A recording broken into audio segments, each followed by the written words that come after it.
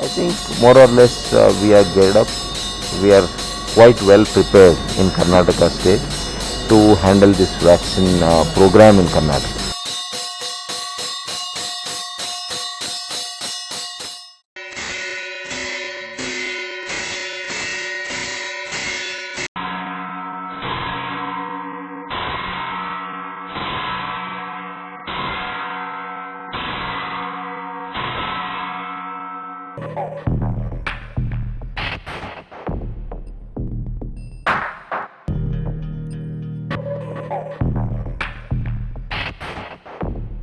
ಎರಡನೇ ಅಲೆ ರೌದ್ರಾವತಾರದ ಮಧ್ಯೆ ಈಗ ಎಲ್ಲರೂ ಲಸಿಕೆಗೆ ಮುಗಿಬಿದ್ದಿದ್ದಾರೆ. ಆದ್ರೆ ಬೇಡಿಕೆಗೆ ತಕ್ಕಂತೆ ಲಸಿಕೆ ಲಭ್ಯ ಇಲ್ಲ.